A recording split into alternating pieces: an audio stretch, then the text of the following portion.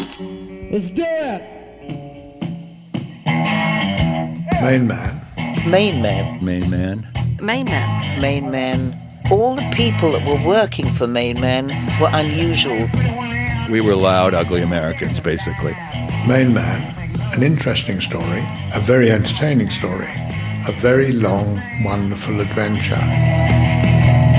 Hello and welcome to episode 65 in our series exploring the history of MainMan, which was the management rights company founded by entrepreneur Tony DeFries, which completely transformed the way that artists were able to forge their careers. Angie just went and just started physically attacking the cops, pushing them out of the way so the kids could get down there for the finale of the show. It was all show business. She had to have those kids down there. That was part of the show. MainMan worked with legendary innovators in the 70s like John Mellencamp, Mott the Hoople, Dana Gillespie, Mick Ralphs, Lou Reed, Marianne Faithfull, Iggy Pop, Amanda Lear, and David Bowie. And that's when we started doing the most weird kind of musical things like Chim Chimery and Mars from the Planet Suite. So I just didn't know where I was going, but I just knew I was writing, and I had in my head that some idea that I wanted to put some kind of musical thing together. For this episode, we're continuing our chat with Tony Zanetta at home in New York City, recalling that amazing transformative period in David Bowie's life 50 years ago as he was enjoying a fantastic creative peak and all the associated benefits that his new lifestyle afforded him. Z, I've always wanted to ask you about the importance of the legendary Max's Kansas City in New York. It's one of the most iconic venues in the city's history, mostly in the late 60s and 70s, as the epicenter of Warhol's world, which attracted all those fantastic outcasts immortalized in Lou Reed's Walk on the Wild Side. You visited there a lot, and Bowie was fascinated by the place. What was it that made Max's so legendary? Well, I knew about Max's probably 1967 or 8, because I had a roommate who, I was pretty young, but I had a roommate who was an artist, and he worked for Jasper Johns for a while, and he worked for Donald Judd for a while, and because Max's business was Mickey Ruskin built his business off of being an artist's bar, so he would give the artists credit for work. He would barter. And my friend Gary, who lived with me for a while, I don't know if these things were being thrown out or he just took, I mean, I had some Donald Judd, I didn't know who Donald Judd was, but I had Donald Judd pieces in my apartment. And then Gary would bring those to Mickey and trade for credit. So I would go to Max's once in a while with Gary, but I didn't really start going there a lot until 1970 when I got involved with the ridiculous theatrical scene, and Tony Ingracia's play that he directed of Wayne County's World Birth of a Nation, where I met Cherry and Lee Childers, and where the whole thing started for me. And we would go to Max's quite a bit. And Max's in those days was still very much driven by the Warhol superstars. The ridiculous people, especially the Playhouse of the Ridiculous, was kind of the theatrical arm of the Warhol scene. There was a lot of cross. Like Mary Warrenoff was a Warhol superstar. She was also a ridiculous superstar. Undine, Taylor Mead, Ultraviolet. A lot of them went back and forth. So that was and Max's was like, well, there was a downstairs and an upstairs. The downstairs was a long bar and a long dining room. That's mainly where the artists hung out, and that was kind of macho, abstract expressionist, the scene. The back room, which was actually a small room, was pop art and more gay, because the pop artists tended to be gay. And the Playhouse, and a lot of madness. It was like a crazy, crazy scene. One of the Warhol stars was Andrea Warhola Whips. She was in Heat and Trash, and she would get up on the table and scream, "It's showtime!" And she would lift her dress up and start dancing and carrying on. She later threw herself out of a window in a 12-story apartment building to her death. But anyway, so, it was very drug-fueled and pretty wild. They didn't have that much music upstairs then. Yes, there was music upstairs occasionally. It was most famous for the Velvet Underground, but that was only a week in one year, I don't know, 1969 or 70 or something like that. But the music scene at Max's didn't happen until after Mickey Ruskin sold Max's. That was under a different regime, Tommy Dean, and that didn't happen until like 1975. That's when the New York bands were all playing the upstairs at Max's. In those days, like through 1974, there would be occasional music upstairs, but there was dancing. There was like a jukebox, and there'd be a DJ, and there would be dancing upstairs. Sometimes that wasn't every night either. So mainly the action of Max's was downstairs, in that back room. And that's the other thing. It evolved slowly, so that by the time like David was in New York, there were a lot of music journalists: Lisa Robinson, Danny Fields. A guy named Danny Goldberg. Anyway, a lot of the people that wrote for the music magazines and papers also hung out at Max's back room. And then some of the rock stars started hanging out there, mainly like Rick Derringer and his wife Liz Derringer. Well, they all did eventually. Alice Cooper, David, Lou Reed. Who else? Patti Smith and Robert Mapplethorpe were there then. David Johansen, the New York Dolls. I guess so. It's funny because I don't remember David Johansen from Max's back room. Maybe he was a little bit too young. But his first wife, Serinda, was like the queen of the back room, Serinda Fox. And, of course, David had a little affair. Well, both David and Angie had an affair with Serinda. She was on the road with us for a while on the first tour. But she later married David Johansen, and then after that married Steven Tyler. Anyway, so the back room kind of evolved into this, rock star. Todd Rundgren and his girlfriend Bebe Buell, they were regulars. And David would go to Max's when he was there. But it was also fashion, Jane Fonda, movie stars, everybody went through there. New York was like a little bit more of a small town in those days, at least that milieu. Like what's considered downtown now is actually a very small scene. It wasn't like thousands and thousands of people. It was probably a few hundred people, and most of them would go through Max's. So if you were involved in any kind of creative field, you probably spent a little bit of time at Max. Betsy Johnson, fashion designer, and it was very druggy, mainly speed. Lots of speed at Max's. We recently produced a great radio documentary about Max's Kansas City, which included recollections from Jeff McCormick, who went with David to see Biff Rose in early '73 and ended up seeing one of the very early performances of a rock and roll legend. Here's how Jeff remembers that night. Being London boys and West End boys, he got very excited about Max's Kansas City and Iggy and the Velvets and Todd Rundgren, David Johansen of the Dolls, and his girlfriend Serinda Fox, Alice Cooper also. And of course, David's staff were all ex-factory people and their friends, like the lovely Wayne County or Jane, depending on the night. And they were all theatrical and into music and stuff, or theatre. So we had like a ready-made bunch of friends, those faces from New York. Some of them are pretty scary, but, I'd kind of been used to that as a mod, being in the West End all night, nocturnal people. So we went upstairs to Max's Kansas City, specifically to see Biff Rose. And I wasn't horribly excited by it, to be honest. There were about 5 people in the audience. We sat down the front because it was empty. We had our choice of seats. 3 more at the back somewhere, and David and I, basically. We listened to all of Biff Rose stuff, and then this other guy came and sat at the same piano and was playing this drony stuff. It was a bit, Mary Queen of Arkansas. We thought, oh my God, no, I don't think we want to be listening to this. So our intention was to drink up and leave.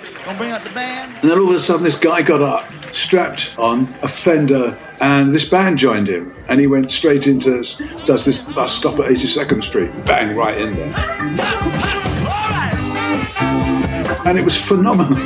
So from this moany guy on the piano was this other guy who was just sensational, right in front of us, like 8 feet in front of us. It was one of the most exciting things, exhilarating things I've ever done. What a way to see Springsteen for the first time. Some great recollections from Jeff McCormick visiting Max's Kansas City with Bowie in '73.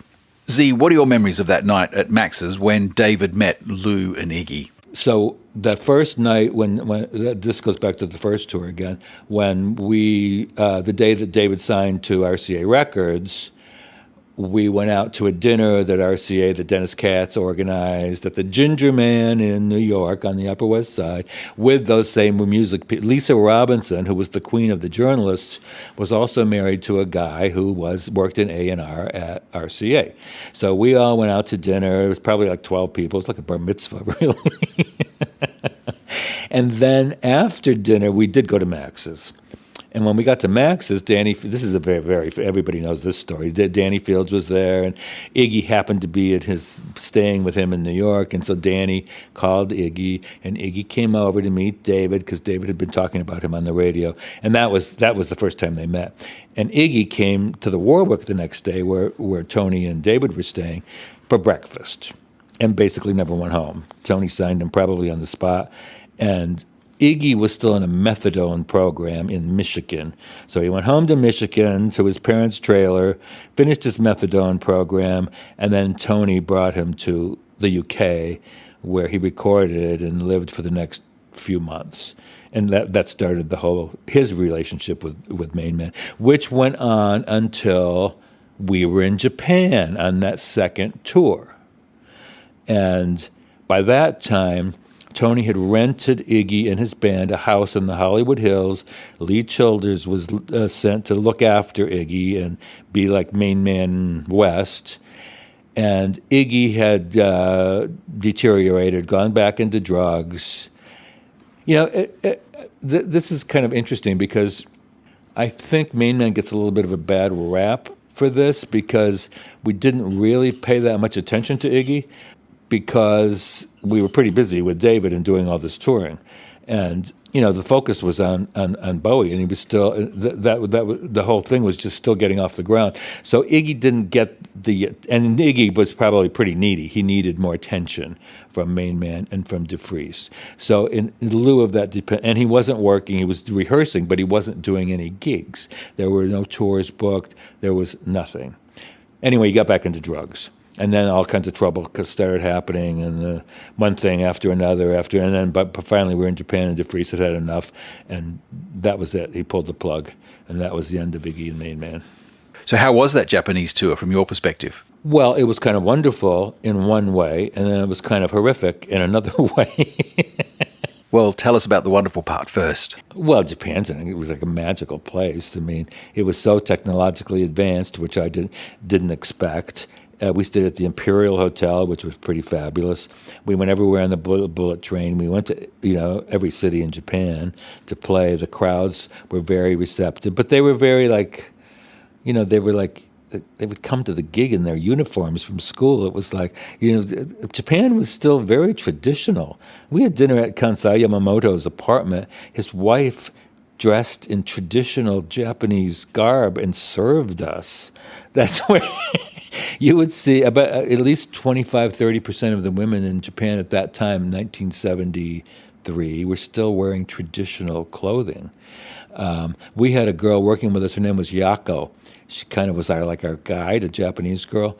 She was the only. I mean, and the Japanese would stop and stare at Yako because she had like a few Western. She was like dressed in Western garb. They were like fascinated by anything Western, but they hadn't really permeated Japan yet. They loved him because what he was doing was kind of a hybrid, because using all these Kansai Yamamoto clothes, which were based on traditional kabuki. So here was this Western guy, a British guy, looking like a kabuki actor in a way. It was really kind of fascinating because a lot of his movements even came from Japanese theater. It's interesting because the Playhouse of the Ridiculous that I worked with and Lindsay Kemp's theater company that David worked with both had a lot of Japanese elements. They were both very, very, very influenced by Japanese theater.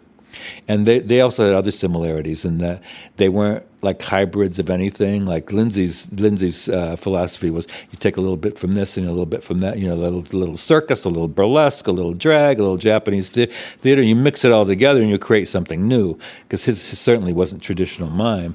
And that was with the Playhouse also, and that was David's background. So we all had that in common, and that was kind of a common language. But that was part of the success in Japan. The bad part of Japan for me as the road manager was the Japanese, and I didn't understand this, the Japanese never say no.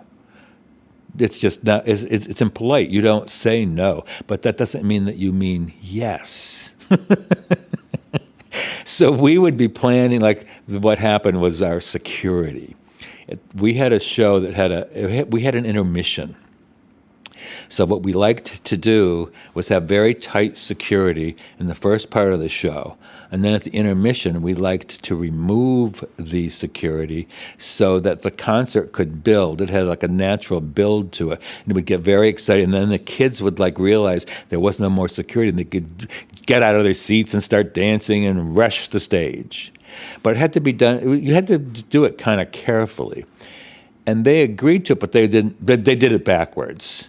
And we had a real problem one night because they started the show with absolutely no security. And the kids immediately rushed the stage. And then during the break, they started putting guards everywhere and chairs. And Angie Bowie and I went crazy and took the chairs and started throwing them. And anyway, at the end of it, all these theaters in Japan were kind of new. And the dressing rooms were downstairs, and they all had like an elevated orchestra pit in the front. So when the kids rushed the stage, they rushed the orchestra pit. When we went down to the dressing rooms at the end of the show, the orchestra pit, the elevator, the structure had actually bent from the weight of the kids jumping up. No, it was like bad. And I don't know. I got out of there pretty quick. That's all I remember. After Ziggy was retired and pin-ups followed, by then MainMan was incredibly busy and successful. How did all that change the dynamics as people became accustomed to the rock star lifestyle? So that was more DeFries in New York, now is the mega manager, the mogul. David is in London living the life of a pop star, which he had never, that was his goal since he was like 7 years old. Now that summer, that was fulfilled. That's when he started dating Amanda and hanging out with Mick Jagger and going out with Marianne Faithfull. And that's when, at some point, the drugs began to come in. Because David was drug-free until that point. There were no drugs around. But then the coke started, and then the limos, and everybody had to have a driver, and he had Jim James, and he had an Imperial, and David and Tony had a big old Cadillac with his driver in New York to ferry him back and forth between Greenwich and Manhattan. The other thing is that we got somewhere along that time, we outgrew 58th Street, so I rented a loft, coincidentally around the corner from where we're doing this interview. It was on 18th Street. And I guess that was my fantasy, that I was trying to recreate the factory, or Andy Warhol's factory, because it was a loft, it was downtown, and blah, blah, blah, blah, blah. Well, DeFries hated the loft. I don't think he stepped foot in that loft maybe once or twice. So that when we were doing the midnight special, I was in London for the midnight special to help David organize the midnight special. And while I was in London so that would have been October, DeFries found 405 Park Avenue, which was basically very much like the Gem group of offices that he had come from with Lawrence Myers. So DeFries was going towards this very corporate kind of business empire, and that began to happen during that year also. So you got rid of the loft, rented this suite of offices on Park Avenue, and had his place in Greenwich. And David soon moved to Chelsea to a townhouse during that year also. So he went from Haddon Hall to Maida Vale and then to a townhouse in Cheney Walk, around the corner from Mick Jagger. And the rock managers, a lot of the big music biz guys, lived in Greenwich. They both began to live the life. That's when he started working on Diamond Dogs. I think that was some of his best work, and then it segued into the Young Americans. I think, to me personally, what was fascinating about what he did was he didn't stop taking chances. I mean, to work so many years and to get nowhere, and then find that magic formula with Ziggy, and then drop it, and go into doing Diamond Dog. And Diamond Dogs wasn't like that radical a departure from Ziggy, but it was. I mean, it was definitely a shift. I think the idea was he wanted to do a West End musical based on 1984, but we couldn't get the rights. But he actually started working on it, and I think those songs were originally written with that in mind. And we had sent Tony Ingrassia, the lovely director of Pork and World Birth of a Nation, who we had also signed during the... See, then MainMan began to spread its tentacles during that year as well. And some of the ways that we were spreading out was not totally dictated by Bowie. One of those ways was Tony Ingrassia, who was my friend, I always looked at Tony Ingrassia as being the beginning of this whole part of my life. And anyway, we sent Tony Ingrassia to London to work with David on this 1984 piece. Well, two men couldn't be more opposite in their working. I mean, that did not work at all. I won't use the word disaster, but it wasn't good. So that did not happen. Then to do Diamond Dogs, which was phenomenal and expensive and a huge set and quite a production, it was incredible, and it was getting incredible reaction. To step away from that, drop it, and go into doing Young Americans and that Soul tour, oh my God. Some would consider it crazy. But now we're getting ahead of ourselves. But Yeah, we'll save that for our next chat. Yes, I think so. Yeah, thanks. Okay, Des, fine. Okay. Tony Zanetta with some really interesting recollections from the period 50 years ago when David Bowie was enjoying the excitement of finally achieving the rock stardom he'd been pursuing for so long, and MainMan was flourishing. There are some great pieces of memorabilia from that era on the MainMan label website, along with a huge collection of other historic documents, including articles, telexes, letters, and production notes, many of them never seen before, that we're adding to the MainMan label website each week. It's a great record of a very exciting period in rock history. That's at mainmanlabel.com. And on the website, you can also check out the other episodes in the MainMan series. I'm Des Shaw. This is a Zinc Media MM Tech production. Thanks for listening.